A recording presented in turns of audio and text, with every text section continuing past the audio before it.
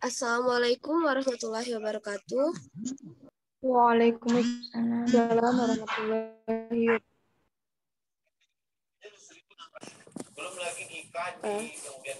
Sebelumnya, perkenalkan kami dari kelompok 1 pengantar pendidikan. Di sini saya Juwita sebagai moderator dan kelompok kami yaitu ada Juma Purnomo, Lili Asmaroza, dan Alvan. Judul small favor kami hari ini yaitu tentang peserta didik sebagai faktor pendidikan. Sebelum kita masuk ke diskusi, sebelumnya saya perwakilan dari kelompok 1 benar-benar meminta maaf kepada teman-teman semua atas keterlambatan presentasi kita hari ini. Semoga teman-teman bisa memaafkan. Langsung saja. Ya, pertama yaitu penyampaian materi dari pemakalah, yaitu dari Lili Asmaroza dan Juma Purnomo. Kepada saudari Lili, nanti langsung dilanjutkan oleh Juma. Silahkan.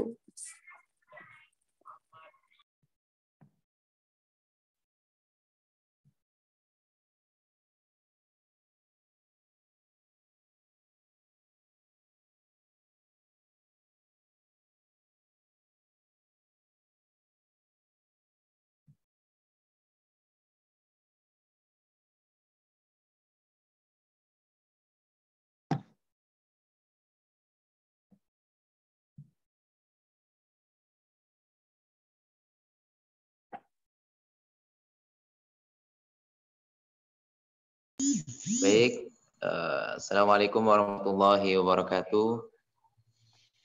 Waalaikumsalam warahmatullahi wabarakatuh.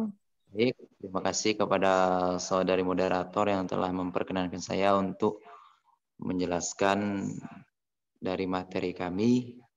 Mungkin bisa ke halaman sebelumnya, Her. Ke slide sebelumnya. Oke, baik. Jadi sebenarnya untuk membaca pertama itu tadi Lili Asmaroza, karena beliau mungkin belum bergabung di Zoom ini, jadi saya menyampaikan terlebih dahulu. Ini pengertian peserta didik.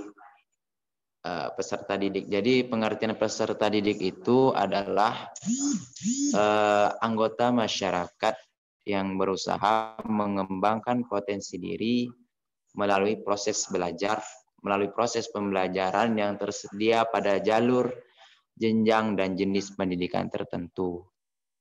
Nah, jadi peserta didik ini, pengertian ini berdasarkan Undang-Undang Republik Indonesia Nomor 20 Tahun 2003 tentang Sisdiknas, terdapat dalam bab 1 pasal 1 poin keempat. Nah, dijelaskan yang telah tertera ini, jadi peserta didik itu merupakan anggota masyarakat yang berusaha mengembangkan potensi diri melalui proses pembelajaran yang tersedia pada jalur yang telah ditentukan atau telah dibuat oleh pemerintah.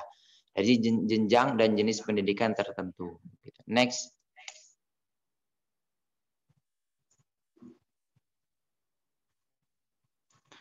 Nah, di sini istilah lain peserta didik.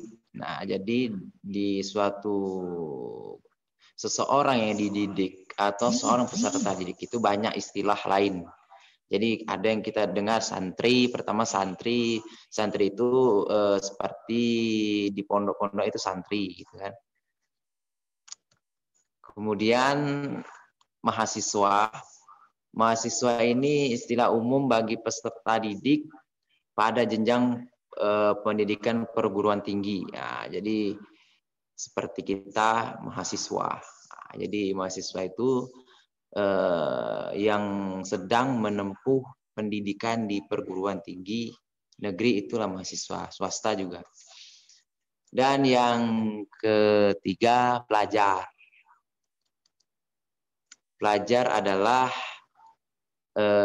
istilah lain yang digunakan bagi peserta didik yang mengikuti pendidikan formal tingkat menengah maupun tingkat atas. Contohnya seperti SMA, kemudian SMP itu sekolah menengah pertama, kemudian SMA sekolah menengah atas.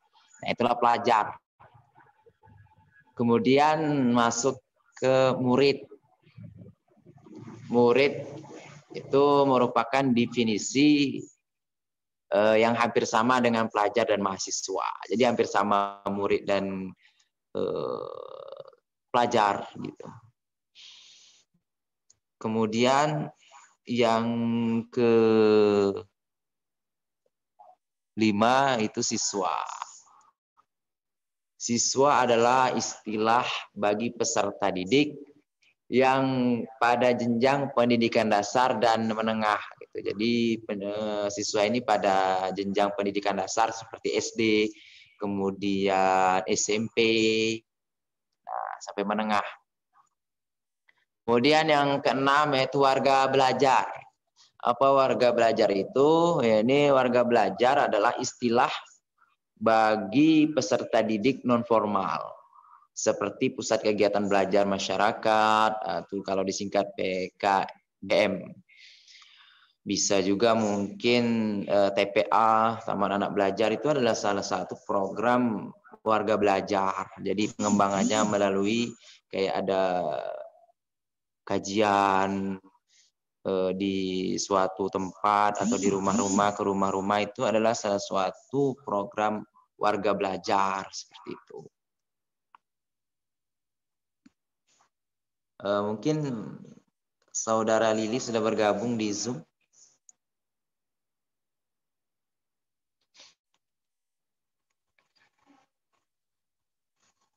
Mungkin saya kembalikan ke moderator dulu.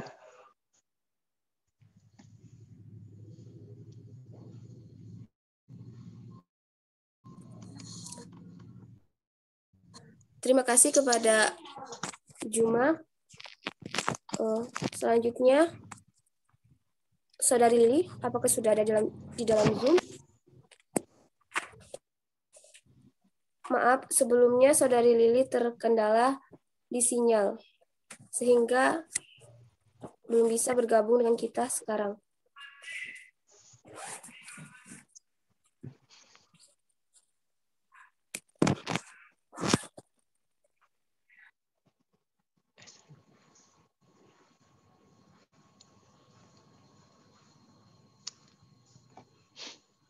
Mungkin langsung saja saya menjelaskan juga mungkin.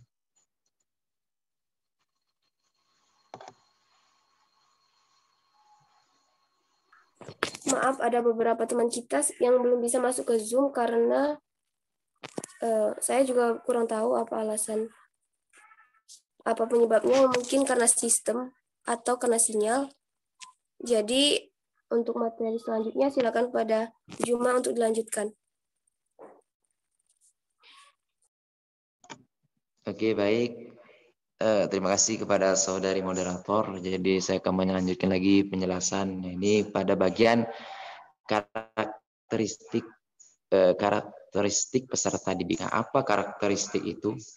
Sedangkan peserta didik tadi telah kita bahas sebelumnya di pengertian peserta didik. Sedangkan karakteristik ini apa? Nah, jadi karakteristik ini merupakan karakter dari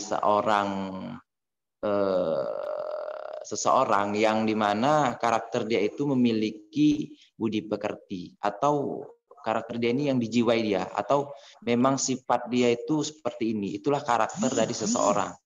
Jadi bagaimana kita mengetahui seseorang itu dari karakter dia. Jadi misalnya dari belakang kita ini sudah kenal dengan teman kita, maka kita dari jauh pun kita kenal ya, itu adalah karakter, sifat dia seperti ini.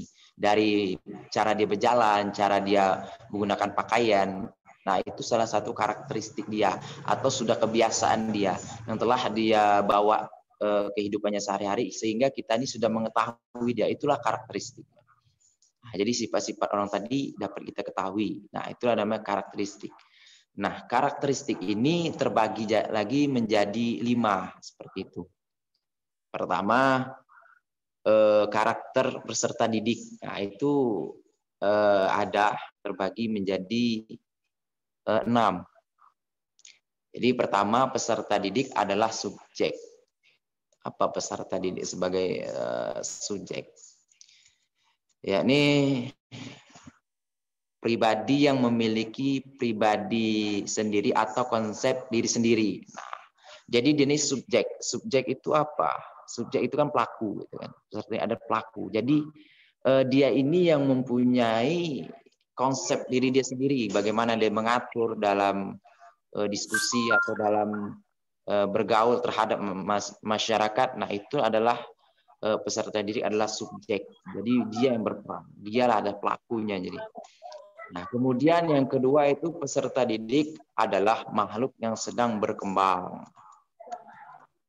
Jadi apa itu peserta didik? Makhluk yang sedang berkembang. Jadi setiap peserta didik itu memiliki perkembangan yang berbeda-beda. Jadi kita ini peserta didik itu memiliki perkembangan berbeda-beda. Mungkin dari segi pengetahuan yang berbeda, kemudian dari segi perilaku beda, kemudian dari segi kita menggunakan pola pikir kita berbeda. Nah, itu adalah salah satu menunjukkan bahwa peserta didik itu adalah makhluk yang sedang berkembang. Jadi dalam suatu berkembang tadi, maka haruslah berkembang dengan hal-hal yang positif. Jangan sampai berkembang tadi ke hal-hal yang negatif. Seperti itulah makanya salah satunya kita belajar pengantar pendidikan. Nanti kita nih kalau menjadi seorang pengajar, gitu, bukan tetapi tidak kita mengharap jadi seorang pengajar gitu, tapi kalau kedepannya kita tidak tahu kan, nah, di sinilah kita pentingnya lagi peserta didik adalah makhluk yang sedang berkembang. Nah, jadi peserta didik tadi kita harus mengetahui perkembangan si peserta didik tadi ini kemana arahnya, itu sangat penting gitu. Jadi kita mengetahui kemampuan mereka sampai di mana. Kemudian yang ketiga, peserta didik hidup dalam dunia sendiri. Nah, apa itu hidup dalam dunia sendiri? Jadi setiap peserta didik hidup dalam kehidupannya sesuai tahap perkembangannya, jenis kelamin dan lain-lain. Jadi peserta didik ini dianya itu berkembang sesuai dengan kemampuan dia, sesuai dengan perkembangan dia. Jadi kehidupan dia itu diatur oleh dia, bagaimana dia mau berkembang. Karena hidup dalam dunia sendiri. Jadi dia yang mengatur. Ibarat dia tuh yang sedang mengatur diri dia sendiri. Mau kemana arah dia. Jadi dia hidup tuh dalam diri dia sendiri. Hidup dalam dunia sendiri, sendiri. Jadi bagaimana dia mengatur. Sebagai contoh kehidupan anak pada SD, kemudian berbeda dengan anak SMP atau dengan SMA. Jadi berbeda. Jadi mereka tuh sudah ada dunia sendiri. Misalnya dunia SD, bagaimana dia mengatur dirinya sendiri. Kemudian dunia SMP, maka mereka akan mengatur dunia mereka sendiri. Bagaimana nanti ke depannya gitu. Kemudian yang keempat, peserta didik hidup dalam lingkungan tertentu. Jadi apa itu peserta didik hidup dalam lingkungan tertentu? Jadi peserta didik adalah subjek yang berasal dari keluarga dengan latar belakang di lingkungan alam dan sosial budaya tertentu. Oke. Jadi peserta didik itu telah tadi disinggung dari yang pertama tadi itu adalah subjek. Subjek itu pelaku. Jadi kita ini berasal dari latar belakang atau dari keluarga yang bagaimana nanti misalnya. Nah, di situ nanti akan menentukan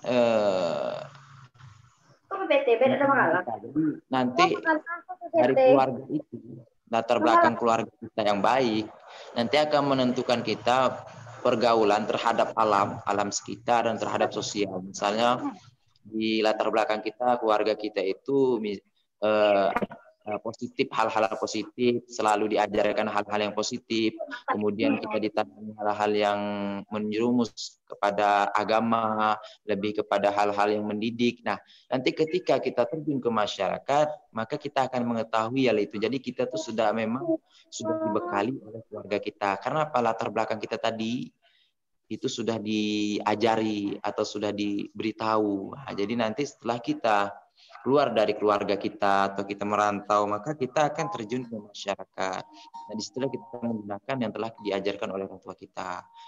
Nah, kemudian yang kelima itu peserta didik memiliki tergantungan kepada orang dewasa atau pendidik. Jadi setiap peserta didik itu memiliki kekurangan dan kelebihan tertentu dalam belajar hidup. Nah, jadi kita ini memiliki ketergantungan terhadap orang dewasa. Jadi kita tidak bisa hidup sendirian. Maka kita perlu adanya orang yang selalu mengarahkan kita atau selalu kita meminta usulan dari orang lain gitu, karena kita ini hidup dalam sosial, jadi kita meminta kepada orang lain untuk bagaimana dari kita akan dari orang lain, kita minta pendapat dari kita. Jadi kita nanti akan ada dari setiap itu kita ada perubahan, ada tangga-tangga yang buat kita mengantar kepada hal yang baik gitu. Jadi kalau kita melakukan kesalahan atau tidak, kita tidak tahu kalau tidak ada orang lain. Jadi memiliki tergantungan kepada orang dewasa. Jadi sangat penting, kita ini masih membutuhkan orang dewasa seperti itu. Dan kita juga membutuhkan dosen, pembimbing. Ya, itu adalah salah satu, kita masih ketergantungan kepada orang dewasa. Kemudian yang keenam itu peserta didik memiliki potensi dan dinamika. Apa itu?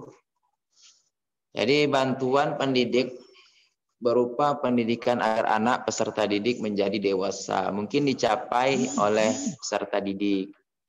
Hal ini disebabkan mereka memiliki potensi untuk menjadi manusia dewasa dan memiliki dinamika, yaitu aktif, sedang berkembang, dan mengembangkan diri serta aktif dalam menghadapi lingkungan dalam upaya mencapai kedewasaan. Jadi kita ini memiliki potensi dan dinamika.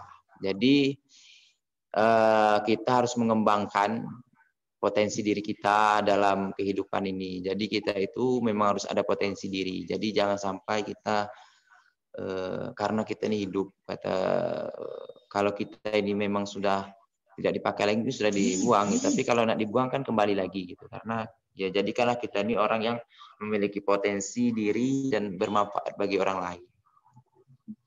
Oke, next.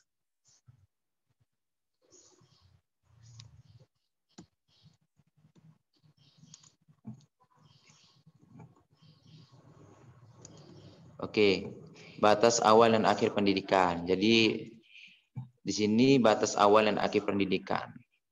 Tapi dijelaskan itu pendidikan itu tidak ada batasnya gitu kan. Ketika sudah mati gitu. Tapi di materi ini sudah nanti akan dijelaskan. Jadi batas dan akhir pendidikan.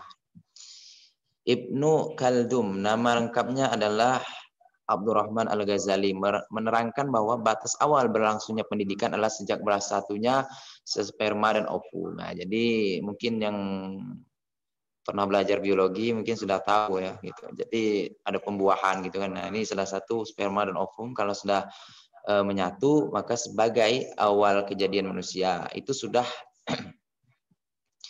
merupakan pendidikan. Jadi saat kita sudah menjadi zigot, setelah jadi sperma dan ovum bersatu, maka menjadi zigot, nah nanti akan berkembang menjadi janin. Nah di saat itu kita sudah berlangsung pendidikan. Nah jadi disitulah kita sudah mulai berpendidikan.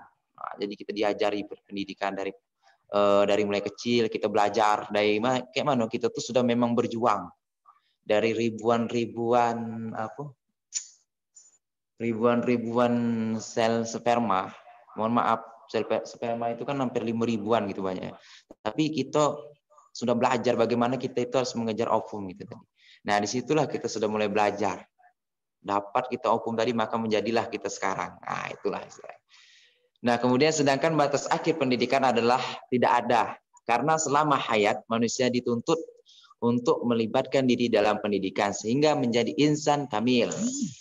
Pengajar dan pendidik harus dilaksanakan secara bertahap sesuai dengan perkembangan fisik dan fisik anak. Jadi kita ini diajar sesuai jenjang. Jadi kalau untuk anak yang dari 6 tahun sampai 7 tahun, kalau misalnya untuk agama Islam kan diajarkan sholat, disuruh sholat dulu, sholat.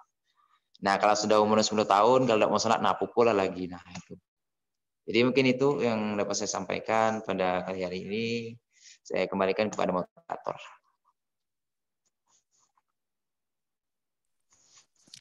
Baik, terima kasih kepada Saudara Juma atas penjelasannya.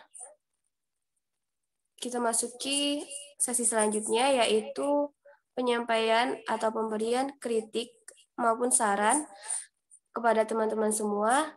Silahkan untuk menyampaikan kritik ataupun saran.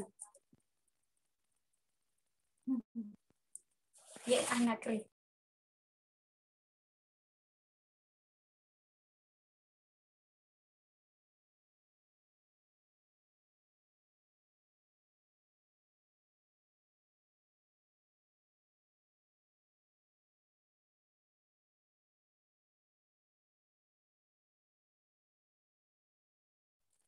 Silakan kepada teman-teman untuk memberikan kritiknya.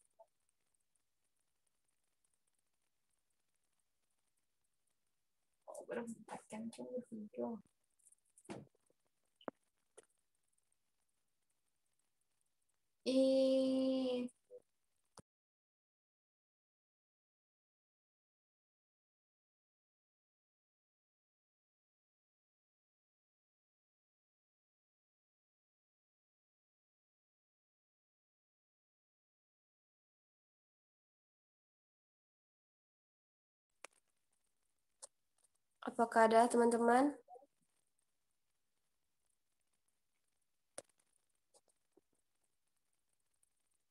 Silakan pada kelompok 2, kelompok 3, dan seterusnya jika ingin memberikan kritik dan saran.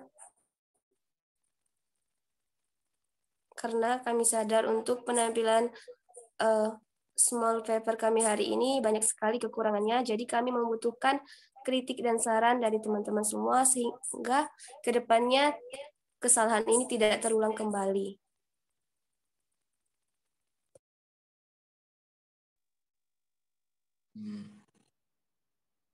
Izin Ju.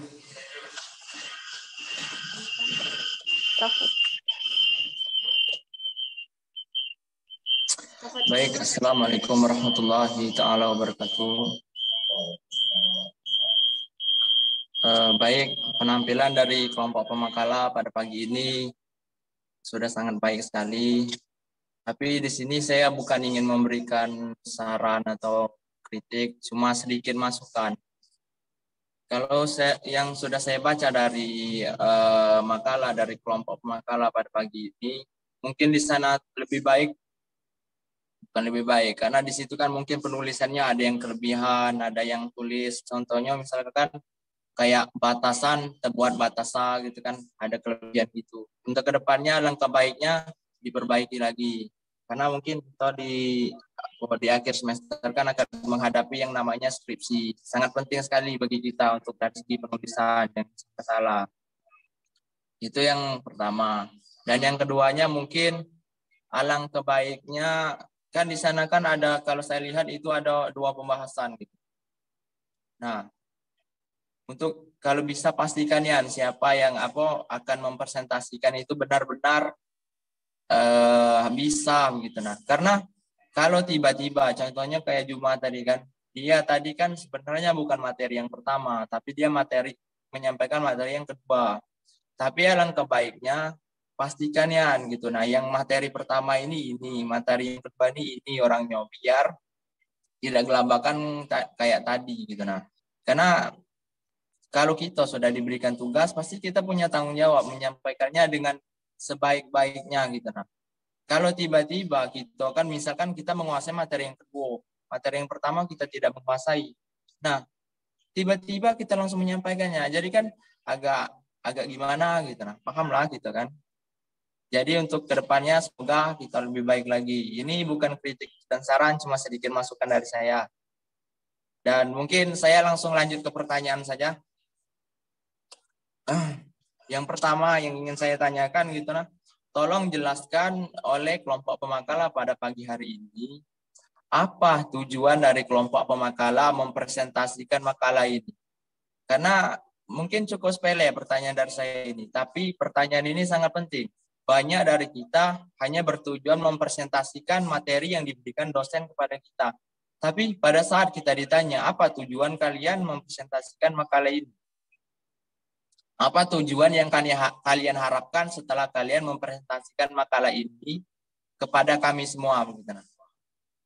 Jangan sampai kita tidak tahu. Gitu. Kita mempresentasikan suatu makalah, tapi kita tidak tahu apa tujuan dari kita mempresentasikan makalah ini. Apa yang kita harapkan setelah menyampaikan materi ini kepada kami semua. Itu pertanyaan yang pertama. Gitu. Tolong kepada kelompok makalah jelaskan. Dan pertanyaan kedua saya, tadi kan yang terakhir tadi dijelaskan batas awal dan batas akhir pendidikan. Nah, di sana kan batas awal, awal dari pendidikan itu kan pada saat bersatunya, kalau di sana dijelaskan tadi, pada saat bersatunya sperma dan ovum, itulah awal terjadinya manusia itu. Nah, jadi di sanalah kita mulai berawal untuk mengempu pendidikan. Dan di sana tadi juga dijelaskan bahwa akhir dari pendidikan seseorang itu tidak ada. Tapi yang ingin saya tanyakan di sini akhir dari pendidikan.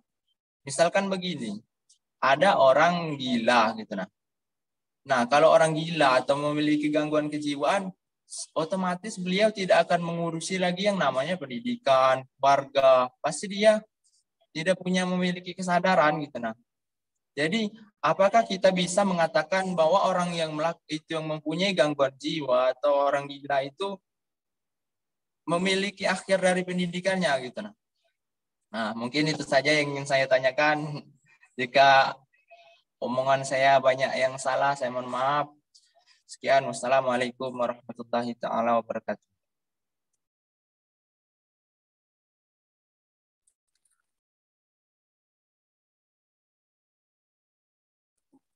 Baik, terima kasih atas masukan dari Saudara Berry yang akan menjadi pengingat bagi kelompok kami terutama dan mungkin untuk teman-teman semua juga agar kedepannya tidak terulang kembali kesalahan yang sama baik dari segi penulisan ataupun dari pemateri sendiri.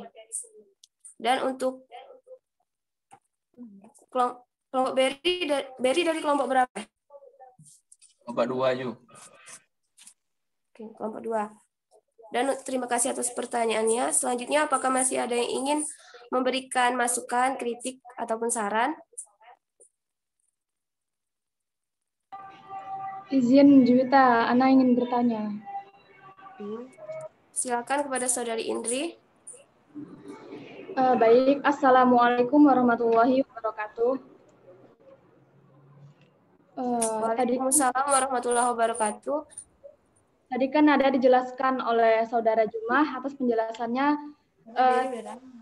seperti ada murid, mahasiswa, pelajar, dan warga belajar kalau tidak salah ya.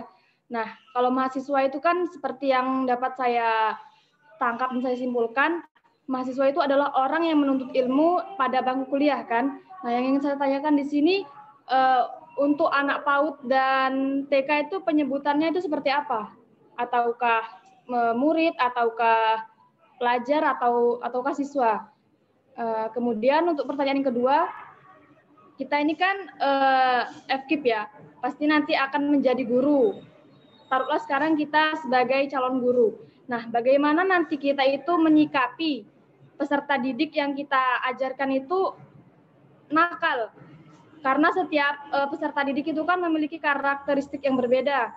Ada yang nakal, ada yang baik, ada yang rajin, ataupun ada yang nakal tetapi dia rajin. Nah, itu gimana nanti kita menyikapinya untuk pelan-pelan mengajaknya berperilaku baik. Sekian pertanyaan dari saya. Syukron, saya serahkan kembali kepada moderator.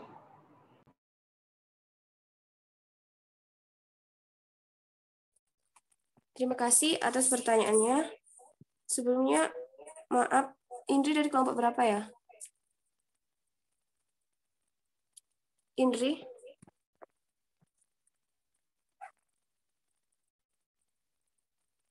Indri dari kelompok.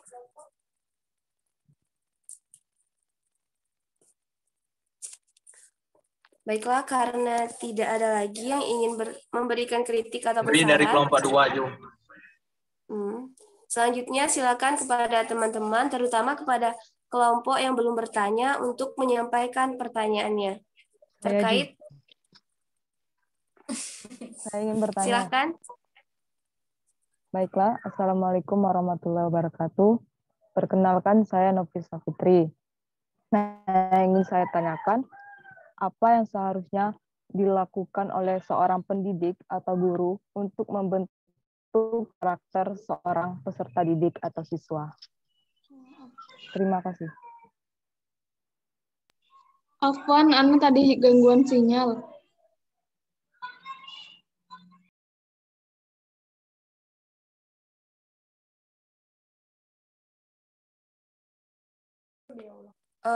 Maaf, Saudari Nopi, bisa diulangi pertanyaannya? Oke. Nah, apa yang harus dilakukan sebagai seorang pendidik atau guru untuk membentuk karakter seorang siswa atau peserta didik?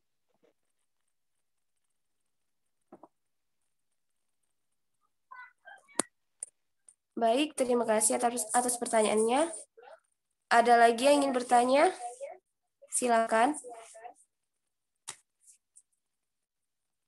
Oh iya, kelompok berapa Nopi? Nah, Arif.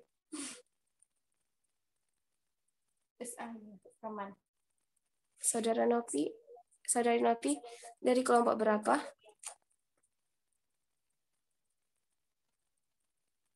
Aduh, bentar ya, aku lupa. Innalillah. 3 aku udah sana. Kepada teman-teman yang lain, silakan untuk menyampaikan pertanyaan.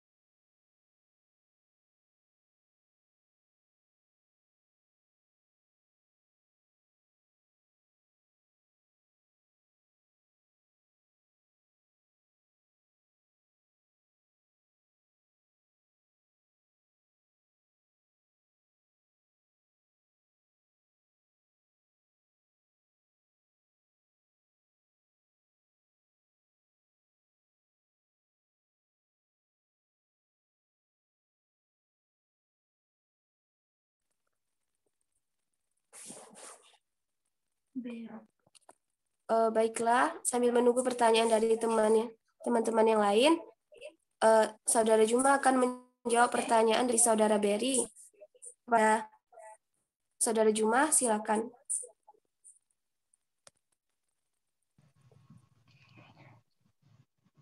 Baik, Assalamualaikum warahmatullahi wabarakatuh. Waalaikumsalam warahmatullahi wabarakatuh. Baik, saya izin kepada teman-teman semua menjawab, berusaha diskusi mengenai pertanyaan dari Saudara Berry. Tujuan peserta didik, tujuan kami ini kenapa kami memaparkan materi peserta didik. Yang pertama, sudah sama-sama kita ketahui, MK, mata kuliah pengantar pendidikan, di situ sudah jelas bahwa kita mempelajari bagaimana menjadi seorang pendidik. Jadi kita harus mengetahui. Nah, pas pada kelompok kami membahas tentang materi peserta didik.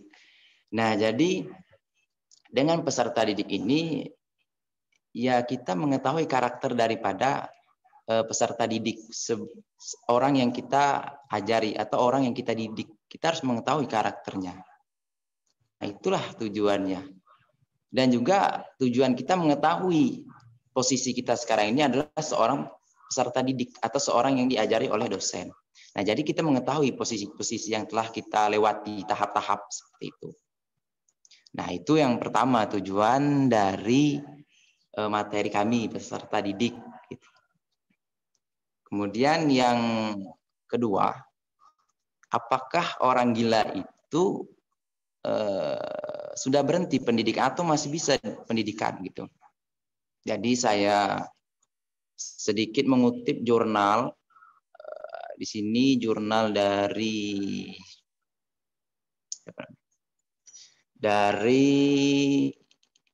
Universitas Islam Negeri Alauddin Makassar. Di situ dari Arif Rahman, 3 September 2020 baru ini.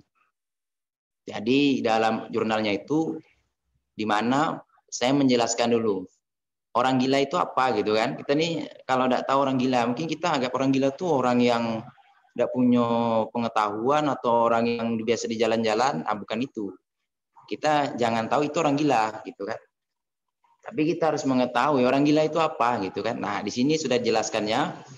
Jadi orang gila itu adalah orang yang sakit jiwa atau sakit ingatan lantaran ada gangguan pada urat saraf. Nah, itu. Jadi orang gila itu adalah orang yang sakit jiwa atau sakit ingatan lantaran sarafnya itu rusak.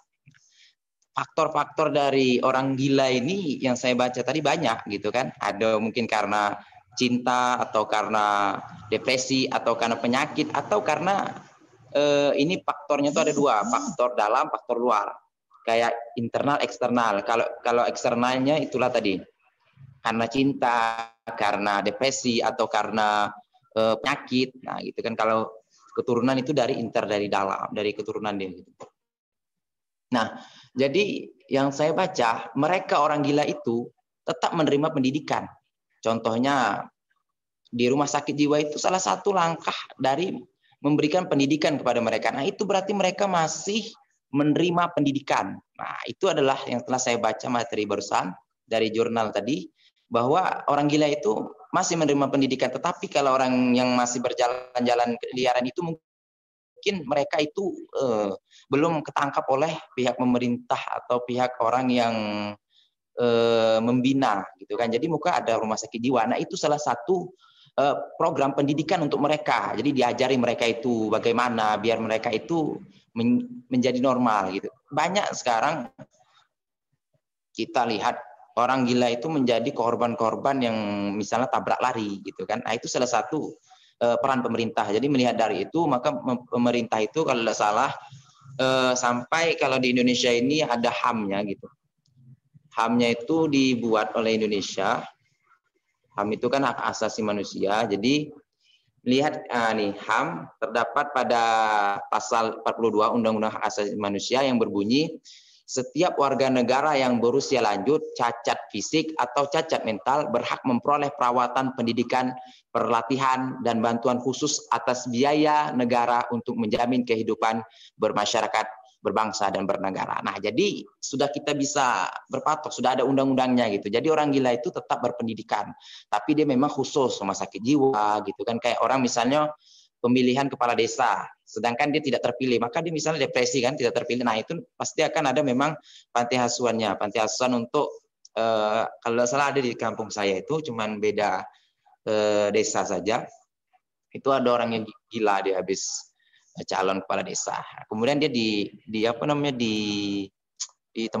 ditempatkan untuk orang jiwa gitu khusus yang memang orang ini tidak apa sudah melakukan apa lupa saya namanya itu. Tapi yang ionya memang sudah ada tempat untuk orang yang nyalon yang tidak lulus, yang tidak berhasil di nanti gila. Nah, situ emang ada tempatnya untuk pembinaannya. Jadi seperti itu. Jadi orang gila itu tetap mendapat pendidikan di rumah sakit jiwa, atau yang kalau di jalan tuh mungkin belum tertangkap oleh pemerintah atau belum dibina seperti itu. Mungkin itu kembalikan kepada moderator. Sekian, terima kasih.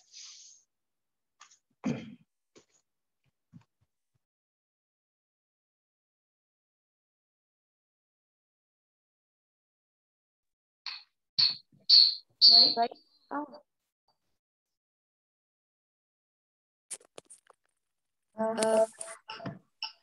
Bagaimana saudari?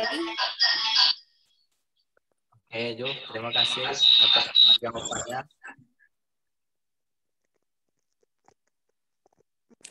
Selanjutnya, apakah masih ada teman-teman yang ingin bertanya?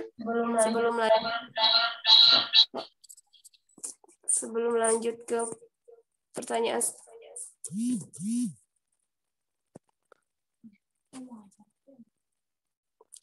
Silakan kepada saudari Hermiwati untuk menyampaikan pertanyaannya.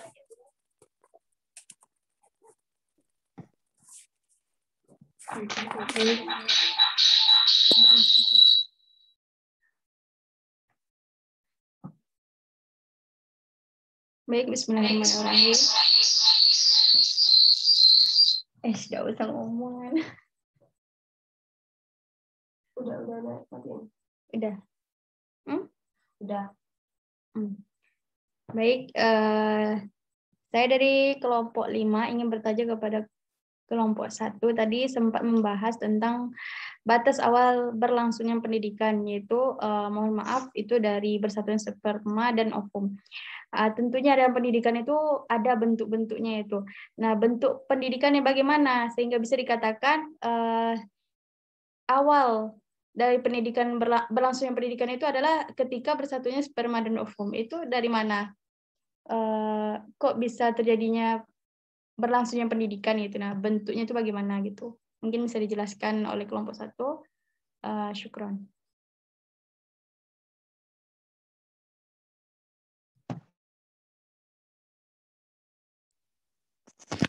Terima kasih atas pertanyaannya.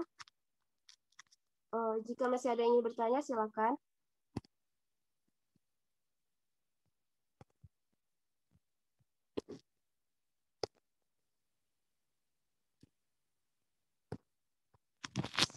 Siapa nggak paham ya maksudnya ini?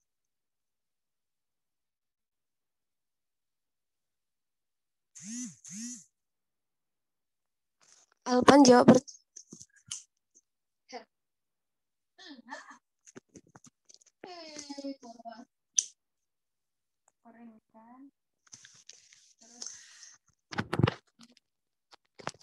Selanjutnya, karena tidak ada pertanyaan lagi, nanti silakan.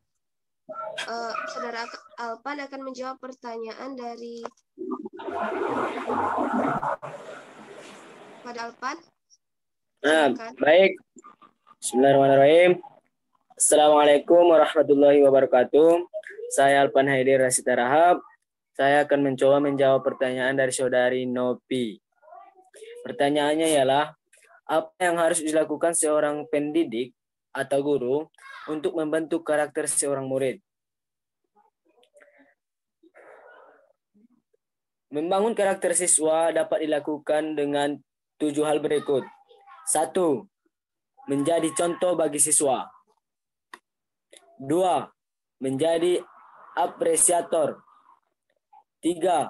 Mengajarkan nilai moral pada setiap pelajaran. 4. Bersikap jujur dan terbuka pada kesalahan. 5. Mengajarkan sopan santun. 6. Memberi kesempatan siswa untuk menjadi pemimpin. 7. Berbagi pengalaman inspiratif.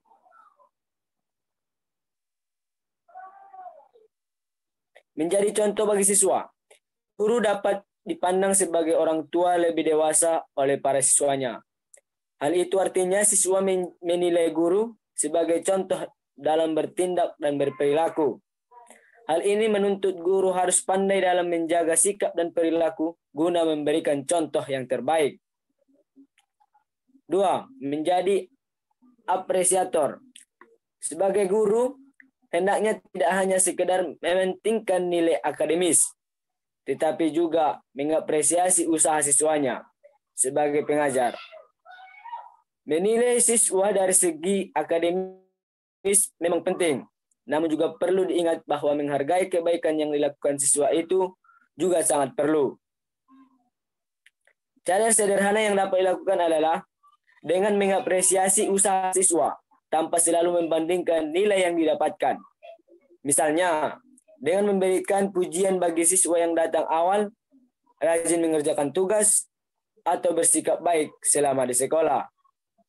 Dengan membiasakan hal kecil seperti itu, siswa pun akan dapat mengapresiasi diri atas usaha yang telah dilakukannya, sehingga akan terbangun karakter yang terus mau belajar dan memperbaiki diri untuk lebih baik. 3. Mengajarkan nilai moral pada setiap pelajaran. Kalau sekedar materi pelajaran, mungkin semua bisa saja tahu karena tertulis dalam buku pelajaran. Tetapi bagaimana dengan nilai moral? Untuk itu, ada baiknya dalam setiap pelajaran, guru juga menambahkan nilai moral yang bisa dijadikan bahan pelajaran hidup.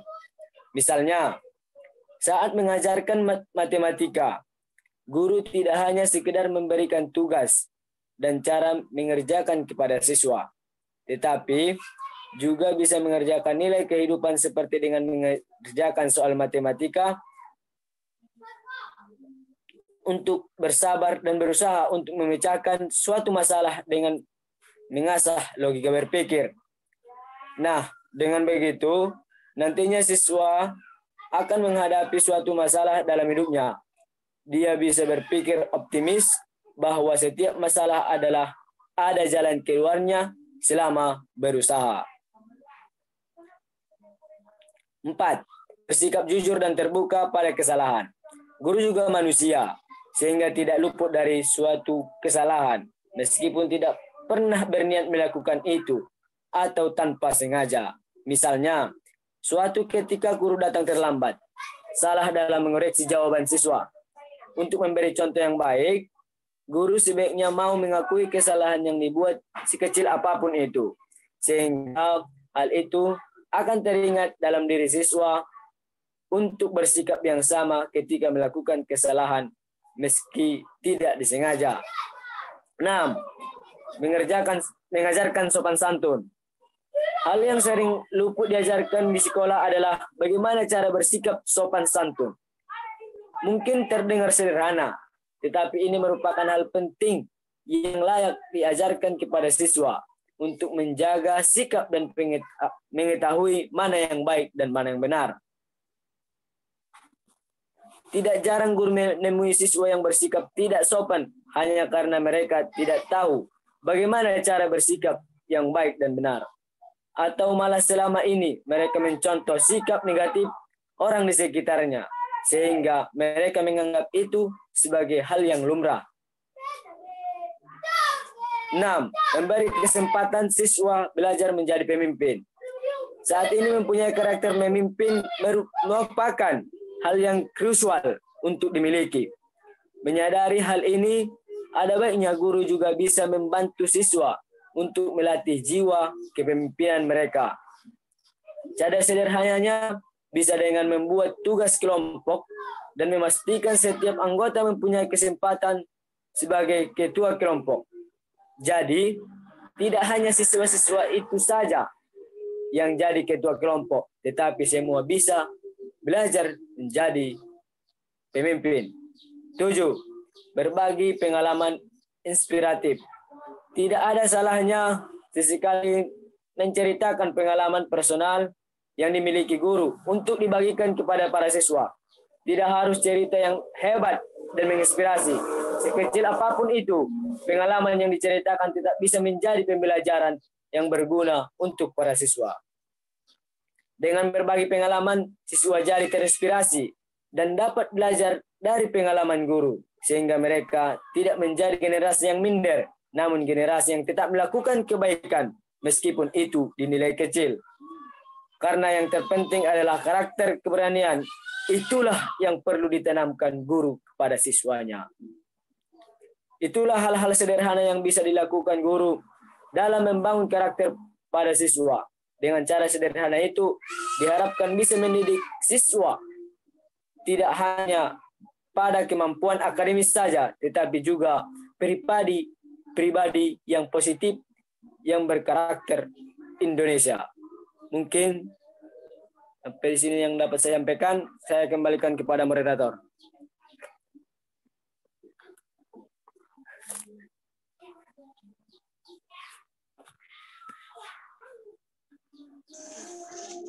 Bagaimana Saudari Nopi? Baik. Terima kasih atas jawabannya kelompok 2. Kelompok pertama. Nah, terima kasih.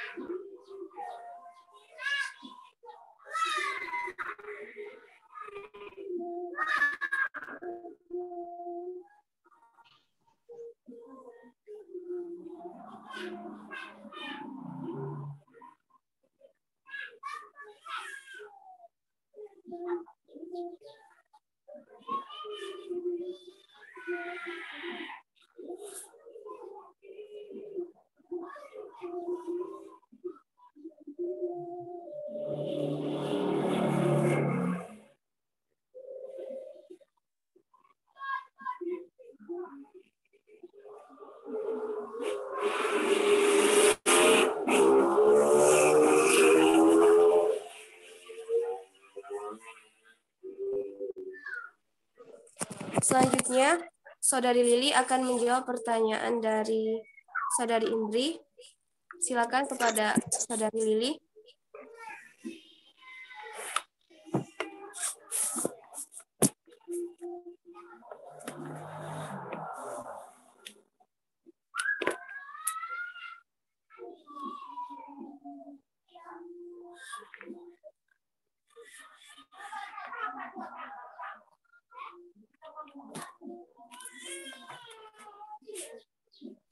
Alpan min Fadli, suaranya.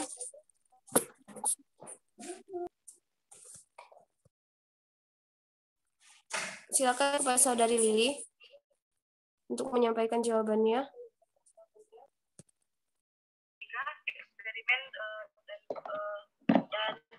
Baiklah, saya Lili Asmaroza akan menjawab pertanyaan dari Saudari Indri. Jadi pertanyaan Saudari Indri yaitu pertanyaannya.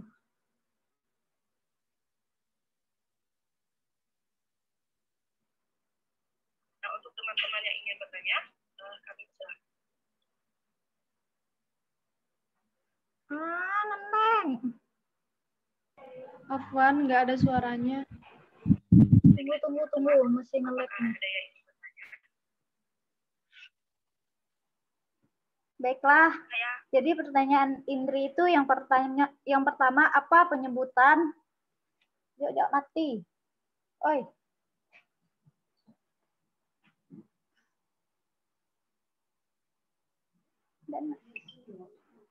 Dah, bisa. Apa penyebutan untuk anak SD atau TK? Baiklah, di sini Baiklah, saudari Riri, kami persilakan.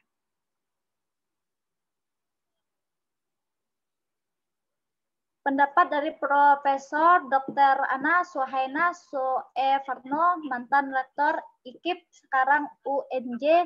Beliau pernah menyatakan dalam sebuah seminar di perpustakaan UNJ bahwa ada perbedaan yang prinsip antara murid, siswa, dan mahasiswa. Murid dan siswa berada di sekolah, sedangkan siswa berada di perguruan tinggi. Murid adalah peserta didik yang bersekolah di sekolah TK dan SD.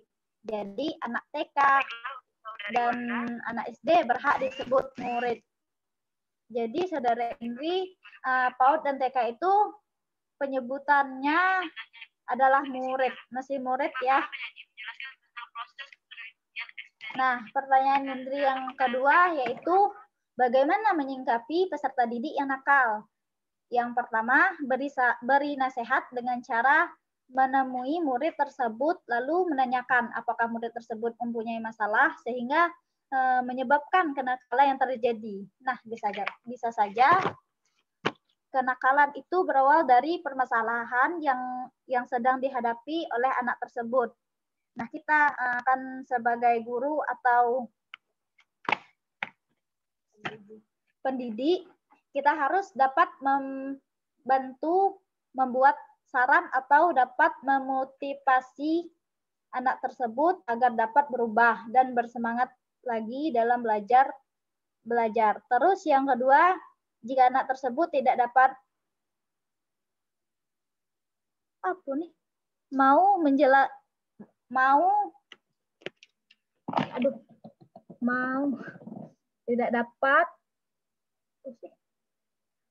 mau mendengarkan saran yang diberikan oleh gurunya. Jadi di sini guru harus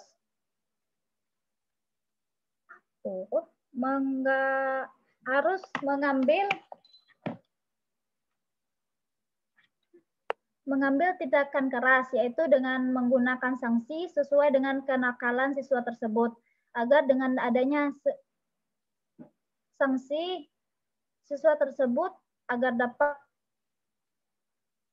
jera oleh tingkah lakunya tersebut. Apakah saudari Indri paham atau mau diulangi? Syukron, terima kasih atas jawabannya.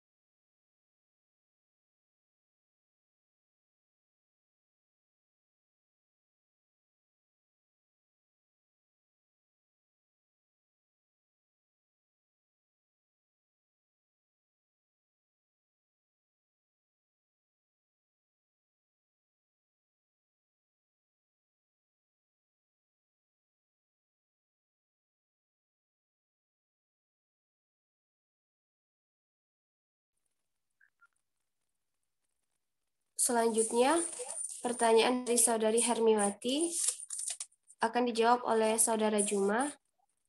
Padanya disilakan.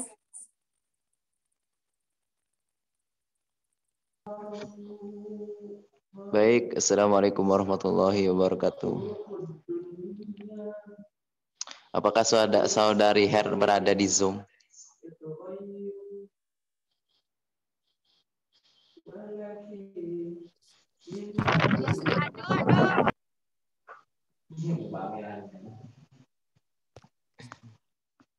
Oke, baik, terima kasih karena masih berada di Zoom. Jadi bentuk bagaimana pendidikan pada waktu sperma dan ovum telah bersatu. Seperti itu ya. Kalau kita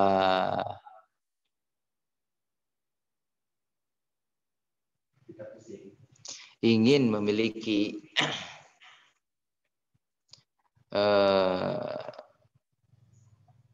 pendidikan yang baik kepada anak kita misalnya, maka untuk yang laki-laki mencarilah perempuan yang memang sesuai yang telah diajarkan dari hadis Rasulullah, itu kan ada 4 gitu kan. Kalau untuk perempuan mungkin lebih mengetahui daripada saya gitu kan. Jadi saya cukup tahu perempuan saja, laki-laki saja gitu kan.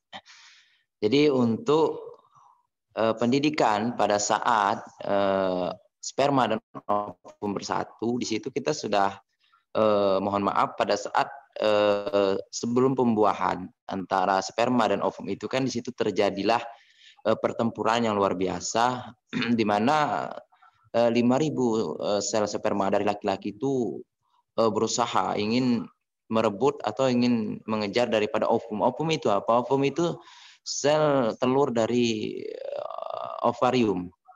Dari ovarium yang dihasilkan oleh tempat perempuan gitu kan. Jadi ovum kemudian ovarium kemudian menghasilkan ovum. Jadi disitulah mereka para sperma ini mulai mungkin kalau secara mikroskop mungkin bisa, tapi kalau saya kan menjelaskan baik gitu. Jadi bentuk pendidikannya kita tuh sudah belajar bahwa kita ini dalam hidup ini adalah belajar gitu. Kalau kita tidak belajar maka kita akan ketinggalan, maka kita akan terpuruk atau kita akan tertindas gitu, tertindas oleh orang lain gitu. Jadi maka kita dari pendidikan itu menurut dari Abdurrahman Al-Ghazali, itu menurutnya gitu kan. Jadi karena ada yang mengatakan mulai lahir, ada yang mengatakan ya mulai lahir kan, ada hadis Nabi itu mulai dari lahir kan, mulai bulayan sampai ke liang lahat gitu kan. Nah di situ kan dia mengambil langsung dari pas saat ovum masuk gitu. Nah di situ sudah nampak pelajaran bahwa saat ovum masuk tadi kita sebelum itu sudah belajar juga terlebih dahulu. Jangan sampai kita tuh tertinggal gitu kan, tertindas gitu oleh perkembangan zaman gitu. Nah mungkin itu, mungkin ada yang lain mungkin nak nambahi, apa Berry mungkin kan lebih tahu juga nih. Oke, saya nambahin dikit Jom. Baik, ini sepemahaman saya. Kalau tidak salah tadi pertanyaan tadi gimana Jom? Bentuk pendidikan setelah sperma dan ovum itu bersatu gitu.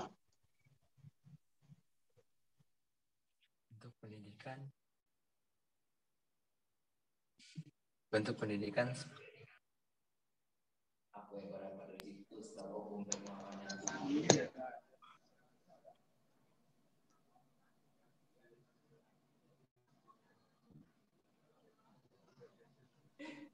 Tunggu, salah pertanyaan.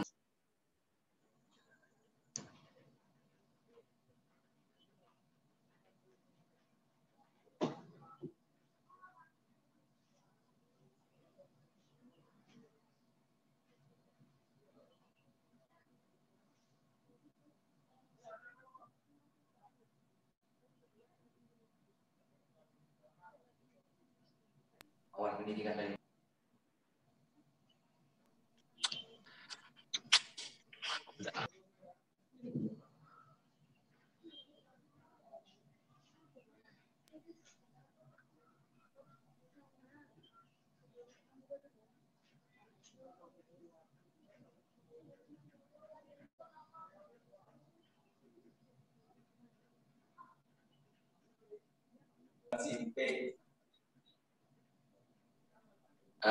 Moderator, maaf.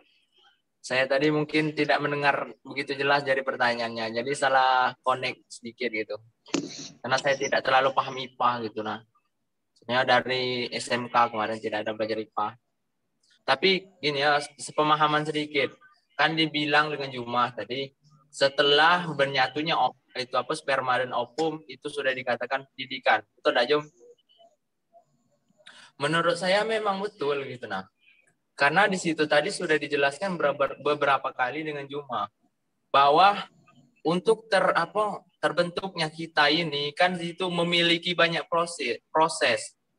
Kalau kita merujuk ke dalam, pendidikan itu bisa dikatakan tempat berproses gitu.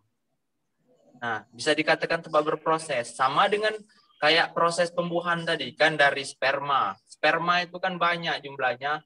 Kalau saya nengok di video itu kan dia tuh banyak jumlahnya dan dia tuh berbondong-bondong, berlomba-lomba menuju ke sebuah itu ovum gitu kan, ovum gitulah. Nah, jadi bisa dikatakan itu tuh memang awal pada saat di kandungan, pada saat proses pembuahan itu sudah dikatakan pendidikan karena kalau kita merujuk ke dalam, pendidikan itu adalah tempat berproses, tempat terjadinya sebuah proses gitu. Jadi yang dari sperma berlomba-lomba untuk ovum itu tuh adalah proses pendidikan gitu nah. Jadi pada saat itulah bisa dikatakan itu adalah pendidikan. Itu saja dari saya. Sekian. Assalamualaikum warahmatullahi wabarakatuh. Waalaikumsalam warahmatullahi wabarakatuh.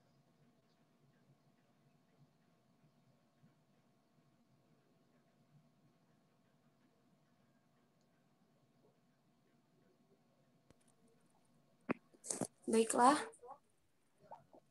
Terima kasih atas tambahannya. Bagaimana Saudari Hermiwati? Tadi mungkin Ana agak kurang ngerti tadi kan.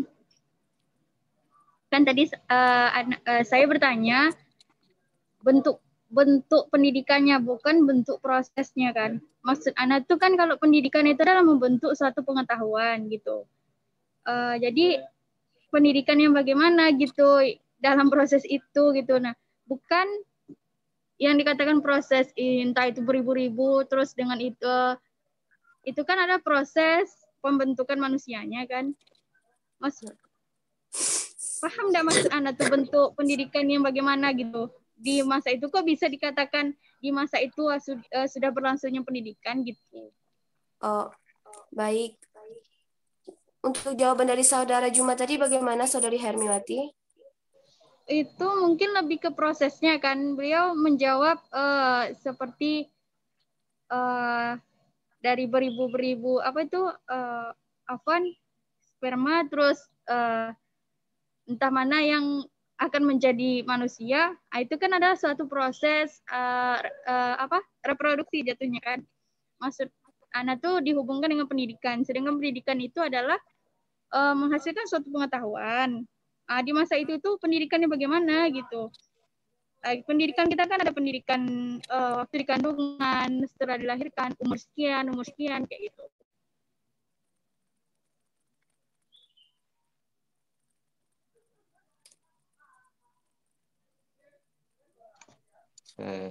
Bagaimana moderator? Saya izin mungkin menanggapi atau menambah.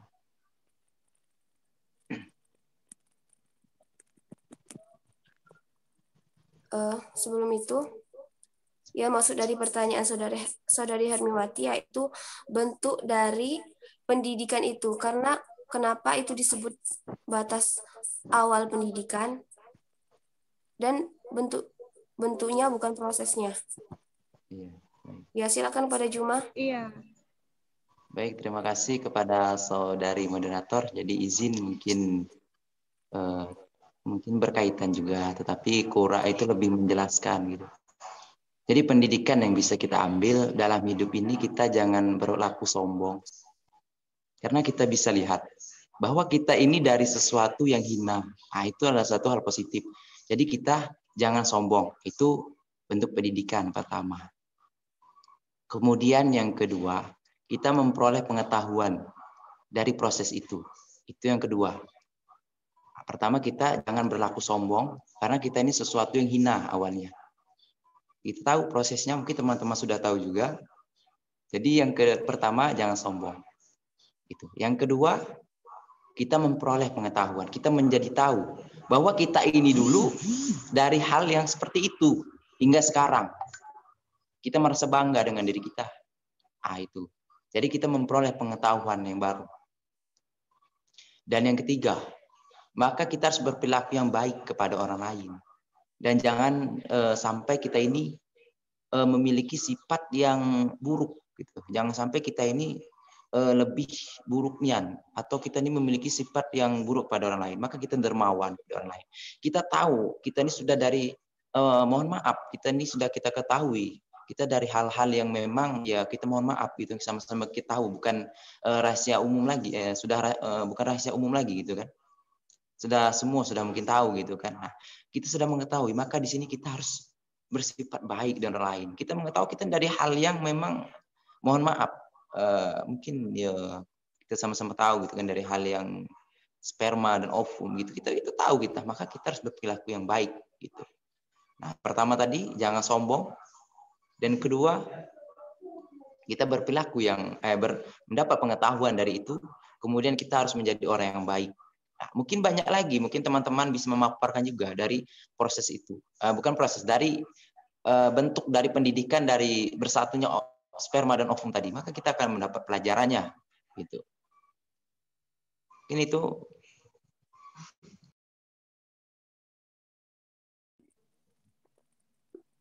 Bagaimana Saudari Hermiwati?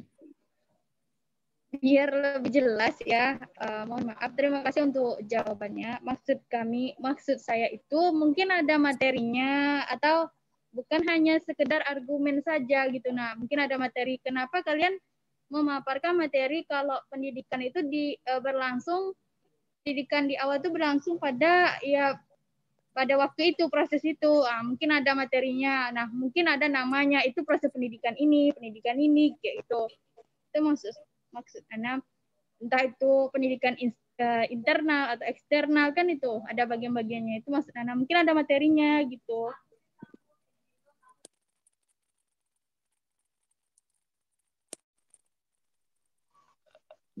Izin. Silakan. Jadi izin Her, mungkin yang dimaksud Her itu mungkin ilmu biologi. Nah, itu salah satu bentuk. Dari di situ nanti ada sistem reproduksi, kemudian sistem pecernakan, kemudian yang lainnya lah sistem organ tubuh. Nah, itu salah satunya itu sistem reproduksi. Nah, itu adalah salah satu pengetahuan contohnya.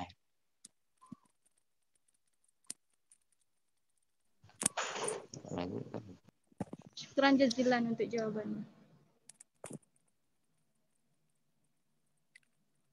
Baiklah. Mungkin untuk sesi tanya jawabnya cukup sampai di sini. Selanjutnya kita memasuki sesi terakhir, yaitu penyampaian kesimpulan yang akan disampaikan oleh Saudari Lili. Silakan kepada Saudari Lili.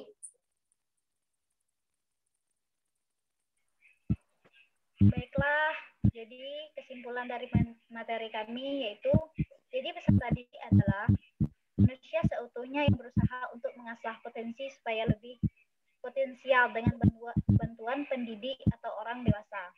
Karakteristik siswa mencerminkan pola kelakuan dan kemampuan, hasil dari pembawaan dan lingkungan sosial, sehingga menentukan pola dari kegiatan aktivitas siswa atau peserta didik itu sendiri. Batas akhir pendidik adalah tidak ada, karena sama hayatnya manusia dituntut untuk melibatkan diri dalam pendidikan. Pendidikan harus berdasarkan tahap, disesuaikan dengan perkembangan psikis dan psikis. Oleh karena itu, manusia dibimbing dan diarah sejak awal pertumbuhannya, agar kehidupannya berjalan mulus. Bimbingan yang dilakukan sejak dini mempunyai pengaruh amat besar sekaligus hidup di masa dewasa. Baiklah, saya kembali ke pertanyaan moderator. Terima kasih atas penyampaian kesimpulannya. Mungkin hanya ini bahasan yang bisa kami sampaikan dari judul small paper kami, yaitu peserta didik sebagai faktor pendidikan.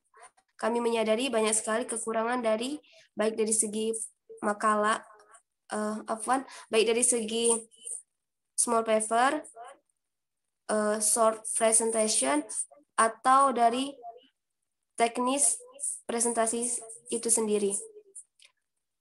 Kami mohon maaf yang sebesar-besarnya kepada teman-teman semua dan kepada Ibu Healthy karena kekurangan dari presentasi kami hari ini.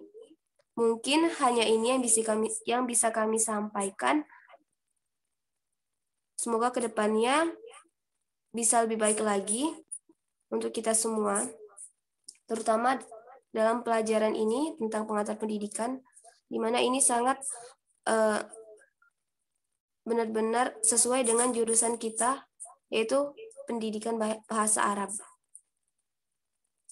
Saya perwakilan dari kelompok 1 mengucapkan terima kasih atas kesabaran dan partisipasi dari teman-teman semua dalam diskusi kita hari ini.